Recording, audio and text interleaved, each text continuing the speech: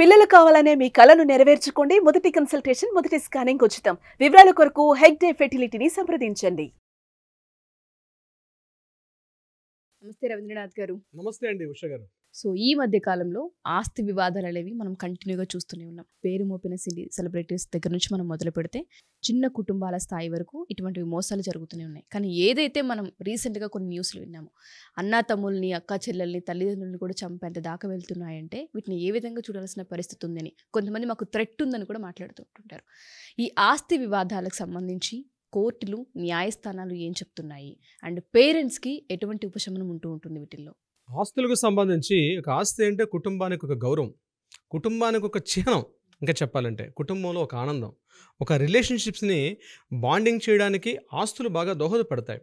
రాత్రనక పగలనక కష్టపడి కుటుంబాల మధ్య, అంటే కుటుంబం కోసం అని చెప్పి తన జీవితాన్ని త్యాగం చేసుకొని మన పెద్దవారు ఎంతో కొంత ఆస్తిని కూడబెట్టడం కూడా జరిగింది. అయితే ఇటీవల కాలంలో జరిగిన కొన్ని సంఘటనలు ఏమవుతున్నాయంటే, కుటుంబాల మధ్య చిచ్చును రేపి భార్యాభర్తలు, అన్నదమ్ములు, అదేవిధంగా సోదరులు, సోదరిమణులు, అదేవిధంగా తల్లిదండ్రులు, వీళ్ళ మధ్య ఈ బంధాలు అనేవి పూర్తిగా తెగదెంపులు చేసుకోవడానికి వస్తుంది. ఆస్తి అనేది ప్రధాన బూచిగా కనిపిస్తుంది. ఇటీవల కాలంలో చాలా ఎక్కువైపోయింది. దీనికి ప్రధాన కారణంగా తర్వాత మనం మాట్లాడుకుందాం, ఎందుకు కారణాలు ఏంటి విశ్లేషణ. అయితే ఇటీవల రీసెంట్గా మనకి పల్నాడు జిల్లాలో జరిగిన సంఘటన ఏదైతే ఉందో, ఆ సంఘటనకు సంబంధించి ఒక సోదరిమణి, అంటే ఒక అన్న ఒక తమ్ముడు, ఈ అమ్మాయి మధ్యలో ఉన్న అమ్మాయి ఆల్రెడీ జాబ్ చేస్తుంది. తండ్రి ఆల్రెడీ జాబ్ చేసుకొని కొన్ని అనారోగ్యం ఇచ్చి అతను ఆ జాబ్ నుంచి రిటైర్మెంట్ అయిన తర్వాత ఆ జాబ్ కోసం అని చెప్పి అతను రిటైర్మెంట్ అయితే అతనికి ఏదో కొంత అమౌంట్ వస్తుందన్నటువంటి ఆ ఉద్దేశంతో అత్యంత పాశవికంగా, అత్యంత హేయంగా తన అన్నని, తన తమ్ముడిని కూడా నిర్దాక్షిణ్యంగా మట్టుబెట్టేసింది ఆ అమ్మాయి.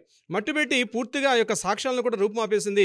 ఒక 2 నెలల తర్వాత వాళ్ళిద్దరు ఇంకా అదృశ్యం అయిపోయారు, కనిపించట్లేదు అన్నటువంటి సమయంలో ఎంక్వైరీ చేస్తే పోలీసుల యొక్క విచారణలో అప్పుడు బయటపడిన సంఘటన ఏంటంటే, ఈ అమ్మాయి అన్నయ్యని, తమ్ముడిని ఇద్దరిని కూడా చంపేసింది కేవలం ఆస్తి తగాదాల కోసం చెప్పి. ఆ ఆస్తి తగ్గ చెందాలంటే ఒకే ఒక దురాశతోటి ఇంత హేయమైన కృత్యానికి పాల్పడిందని చెప్పి తెలిసింది.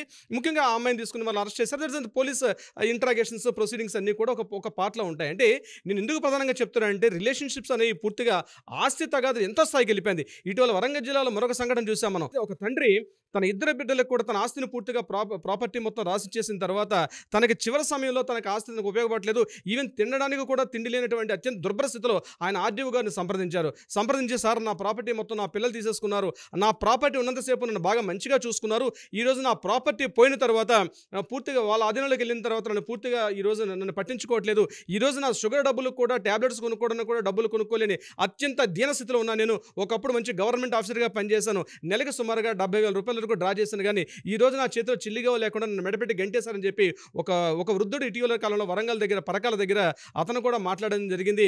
మాట్లాడి అతను కూడా తీసుకున్నారు. మళ్ళీ ఆ ప్రాపర్టీని వెనక్కి ఇప్పించే ప్రయత్నం మీద లీగల్ ప్రొసీడింగ్స్ మళ్ళీ జరుగుతున్నాయి. అంటే ఇవన్నీ కూడా ఇటీవల ప్రతిరోజు పేపర్లో ఏదో ఒక సంఘటన. ఇటీవల ఏంటంటే ప్రాపర్టీ కోసం కాకుండా ఎల్ఐసి యొక్క రిటైర్మెంట్ కోసం చెప్పి, ఆ అమౌంట్స్ కోసం చెప్పి కొంతమంది పిల్లలు ఏం చేశారంటే తల్లిదండ్రులు నిర్దాక్షిణ్యంగా హతమార్చిన ఘటన మనం కర్ణాటక దగ్గర ఉన్నటువంటి బళ్ళారి సమీప ప్రాంతాల్లో కూడా మనం చూడడం జరిగింది. ఇది కాకుండా బంగారు ఆభరణాల కోసం చెప్పి, తల్లి ద్వారా వచ్చినటువంటి ప్రాపర్టీ, అంటే ఆస్తి యొక్క, అంటే బంగారు ఆభరణాల కోసం చెప్పి నిర్దాక్షిణ్యంగా ఈ కూతురు తల్లిని కూడా హత్య చేసినటువంటి సంఘటన ఇటీవల కాలంలో రాయలసీమలో చిత్తూరు జిల్లా ప్రాంతంలో కూడా రాజుల మాల్యం దగ్గర కూడా మనం చూడడం జరిగింది. ఇట్లా అనేక సంఘటనలు ప్రాపర్టీ కోసం చెప్పి, ఆస్తి కోసం కావచ్చు, స్థిర చరాస్తులు అంటే బంగారం కావచ్చు, విలువైన పత్రాల కోసం కావచ్చు, వీటికి సంబంధించి కుటుంబాల యొక్క సంబంధాల యొక్క విలువలు పూర్తిగా తగ్గిపోయి అత్యంత హీనస్థితిలో రావడం జరిగింది. అంటే నేను సూటిగా ఈ వేదిక ద్వారా ఒకటే ప్రశ్న వేస్తున్నాను ఉష గారు. ప్రధానంగా తల్లిదండ్రులకి మీకు ఏ హక్కు ఉంది?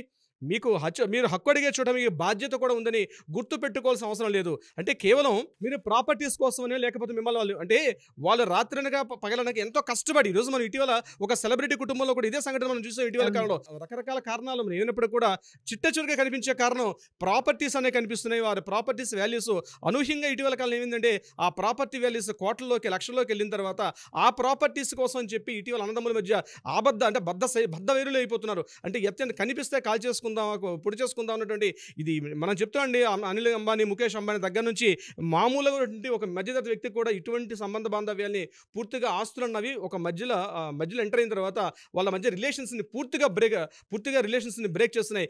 నేను, నా భార్య, నా ఇద్దరు పిల్లలు, ఇంత స్వార్థం. అంటే పెద్దలు ఎప్పుడో చెప్పారు, ప్రేమలు ఎప్పుడు కూడా పైకి వెళ్ళవు, ప్రేమలు ఎప్పుడు కూడా కిందకి వెళ్తాయి. అంటే తనకు పెళ్ళి, తనకు పిల్లలు పుట్టిన తర్వాత తనకున్న అనుబంధాలు, ఆప్యాయతలు కూడా కిందకి వెళ్తున్నా తప్పించి, ఆ ఆప్యాయత అనుబంధాలు మళ్ళీ నా తల్లి, నా తండ్రి, నా అన్నదమ్ముడు, నా వదిన, వదిన అనేటువంటి రిలేషన్స్ లేకుండా పూర్తిగా స్పాయిల్ చేసుకుంటున్నారు కేవలం ఆస్తి కోసం. నేను ఒకటే సూటిగా అడుగుతున్నాను, మీకంటూ మీకు సొంతంగా మీ కాళ్ళ మీద నిలబడే మీకు హక్కు లేదా? అంటే మీరు సంపాదించుకోలేరా? కేవలం వాళ్ళు ఇచ్చేసిన ఎంగిలి మెతుకుల కోసం మీరు ప్రాకులాడతారా? ఎంగిలి మెతుకులు అంటాను ఆ పదాన్ని మీకు నేను. ఎందుకంటే చాలామంది ఆ తల్లిదండ్రులు పీడించి పీడించి రక్త మాంసాలని బతికుండంగానే వాళ్ళు రక్త మాంసాలను పీల్చి పిప్పి చేస్తున్నారు. ఇక వాళ్ళు ఏం చేస్తున్నారంటే, నేను ఒక మాట చెప్తానండి, చితి పేరిస్తే మనిషి యొక్క దేహం మంటల్లో కాలిపోతుందేమో కానీ చింత ద్వారా, పేరెంట్స్ యొక్క చింత ద్వారా బతికుండగానే వాళ్ళ మనసులు పూర్తిగా గాయంపడిపోయి ఆ చితి మంట పూర్తిగా మనిషిని దేహాన్ని భస్మం చేస్తుంది. కానీ చింత అన్నటువంటి ఏ క్రియ ఉందో ఇది పూర్తిగా మనిషి యొక్క మనసుని పూర్తిగా భస్మం చేసేస్తుంది. ఆ తల్లిదండ్రులు పాపం ఆ వృద్ధాప్యంలో 60 ఏళ్ళు 70 ఏళ్ళ వయసులో ఆ తల్లిదండ్రులు ఎందుకు బతుకుతున్నారో తెలియదు. వాళ్ళు పూర్తిగా ఒక నిశ్చేజంగా ఎందుకు బతుకుతున్నాం, మాకు చావు ఇంకా ఎందుకు రాలేదు అని ఎదురు చూస్తూ బతుకుతుంటే ఆ రోజుల్ని తీసుకొచ్చేసారు పేరెంట్స్. ఆ రోజుని తీసుకొచ్చేసారు. ఇప్పుడు ఒకప్పుడు అమ్మాయిలంటే నా కూతురు దగ్గరగా వెళ్తే నా కష్ట సుఖాన్ని చెప్పుకోవచ్చు అన్నటువంటి ఒక విధి ఉండేది. ఈరోజు కూతుర్లు కూడా ప్రేమ పెళ్లిలు చేసుకుంటున్నారు, కులాంతర వివాహాలు చేసుకుంటారు, మతాంతర వివాహాలు చేసుకుంటారు. ఓకే, మీరు చేసుకోండి, మిమ్మల్ని ఎవరు అబ్జెక్షన్ చేయట్లా. వాళ్ళని ఒప్పించి చేసుకోవడం, కొన్ని ఒప్పించకుండా చేసుకోవడం. అయినప్పటికీ కూడా మీరు నా భర్త, నా భార్య, నా పిల్లని అన్నటువంటి ఒకే ఒక దూరంతో మీ పేరెంట్స్ని పట్టించుకోకుండా ఈరోజు వృద్ధాశ్రమాల్లో పడేస్తారు. వృద్ధాశ్రమాలు వేయడం కూడా కొంత బెటర్. అది కూడా లేకుండా రోడ్డు మీద లాగేస్తున్నారు, రోడ్డు మీదకి ఇచ్చేసి చెత్త కుప్పల దగ్గర పడేసి వెళ్ళిపెట్టిన సంఘటనలు, అనేక సంఘటనలు మనం చూస్తున్నామండి. ఉష గారు, ముఖ్యంగా లీగల్గా చెప్తున్నాను, ఇటువంటి సంఘటనలు ముఖ్యంగా దీన్ని 3 రకాలుగా చూస్తారు. ఒకటి హత్య, అంటే లీగల్ పాయింట్ ఆఫ్ నేను మాట్లాడే ప్రయత్నం చేస్తున్నాను. హత్య చేయడం సెక్షన్ 302 పూర్తిగా 10 ఏళ్ల నుంచి యావజ్జీవ కారాగార శిక్ష వరకు విధించే అవకాశం ఉంటుంది. ఆ హత్యకి చేసే ముందు ఒక కుట్ర ఉంటుంది, అంటే ఒక పథకం ఉంటుంది, ఒక పథక ప్రకారం చేస్తారు. ఆ పథకం ప్రకారం చేసేది 120B. దాని ప్రకారం పథక రచన వేస్తారు. అంటే ఏదో యాక్సిడెంటల్గా ఈరోజు కోపం వచ్చింది కొట్టేసాను కాదు, ఎలాగైనా నా తల్లిదండ్రులు మట్టు పెట్టాలి, వాళ్ళని పూర్తిగా చంపేయని ఉద్దేశంతో ఒక పథక రచన చేస్తారు. ఆ పథక రచన చేయడం అనేది చంపేయడానికన్నా చాలా ప్రమాదకరం. చాలామంది ఆ యొక్క ఆలోచనలు ఉంటారు. అది కూడా 10 నుంచి 10 ఏళ్ళ నుంచి సుమారుగా యావజ్జీవ కారాగార శిక్ష కూడా వచ్చే అవకాశం ఉంటుంది. ఇక కాక సెక్షన్ 201 అంటే సామూహికంగా ఇందులో ఒకరు కాకుండా 2-3 ఇన్వాల్వ్మెంట్ చేసుకుంటూ పథకరచన చేయడం అనేది అది కూడా చాలా ప్రమాదకరం. ఇది సెక్షన్ 20 అని చెప్తోంది, అంటే ఒకరు కాకుండా 2-3 ఇన్వాల్వ్మెంట్ తీసుకొని చేయడం. సెక్షన్ 204 ఇదేం చెప్తుంది, సాక్ష్యాలను రూపమాపేయడం. ఒకటి హత్య చేయడం, హత్య చేసిన తర్వాత ఆ సాక్ష్యాలను పూర్తిగా అక్కడ నుంచి తొలగించేయడం అనమాట. అంటే ఆ సాక్ష్యాలని పూర్తిగా రూపమాపేయడం, అంటే అక్కడ రక్తాలు కావచ్చు, మరొకటి కావచ్చు, ఎవిడెన్స్ ఏమీ లేకుండా దొరకకుండా తప్పించుకోవడం. ఒకవేళ హత్య చేస్తే ఈ 4 రకాల శిక్షలు కూడా పడతాయి. కేవలం హత్య చేసాం ఒకటి కాబట్టి 302 మళ్ళీ ఎప్పుడైనా బయటకు వచ్చేచ్చామో 5 years 6 yearsలో మళ్ళీ బయటకు వచ్చి అనుకుంటాం. 80% కాదు, ఒకసారి హత్య జరిగినట్లయితే ఇవన్నీ సెక్షన్స్ ప్రైమరీగా, ఇవి కాకుండా అదనంగా మరొక 10 సెక్షన్లు కూడా పడే అవకాశం కూడా ఉంటుంది. ఇవన్నీ కాకుండా మీరు ఏ ప్రాపర్టీ కోసం అయితే మీరు చేస్తున్నారో పొర్రపాటున కానీ మీకు అది తేలినట్టు, అది నిజంగా నిజ నిరూపణ అయితే ఖచ్చితంగా మీకు ఆ ప్రాపర్టీ మీకు న్యాయబద్ధంగా వచ్చే అవకాశం కూడా ఉంటుంది. మీకే కాదు, మీ పిల్లలకు కూడా.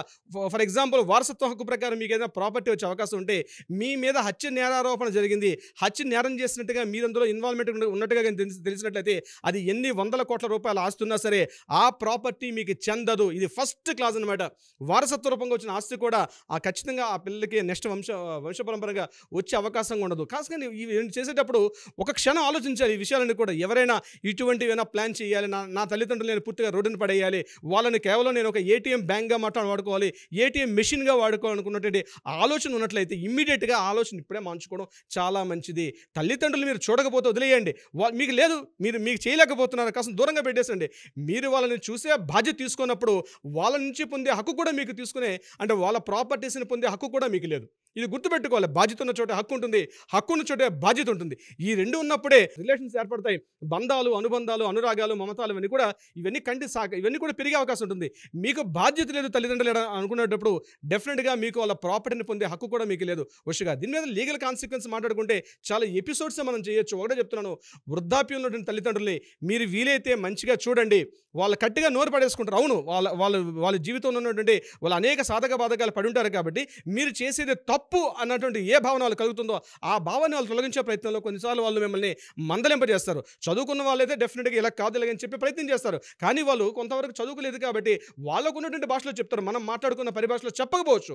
కానీ పేరెంట్స్ని కానీ లేకపోతే మన పెద్దవాళ్ళని, బాబాయ్ కావచ్చు, పెదనాన్న కావచ్చు, చిన్నాన్న కావచ్చు, మేనమామలు కావచ్చు, ఎవరైనా కావచ్చు, వాళ్ళు చెప్పేది మీకు నచ్చకపోతే కాస్త దూరంగా ఉండండి. అంతేగాని హత్యలు చేస్తాం, వాళ్ళని మానభంగాలు చేస్తాం, వాళ్ళని జీవితాన్ని తీసేసి వాళ్ళు వృద్ధాశ్రమాల్లో పడేద్దాం, వాళ్ళ ఆస్తికి వస్తే మేము చూస్తున్నామంటే అటువంటి ఆలోచన ఆలోచన ఉంటే ఇమీడియట్గా విరమించుకోండి. లేకపోతే లీగల్గా న్యాయపరంగా అనేక రకాల సమస్యలు ఎదుర్కొని మీ జీవితం కాదు మీ కుటుంబము మీ పిల్లలందరూ కూడా రోడ్డున పడి అన్నమో రామచంద్ర అని అడుక్కునే స్థాయికి వస్తారు ఉష గారు.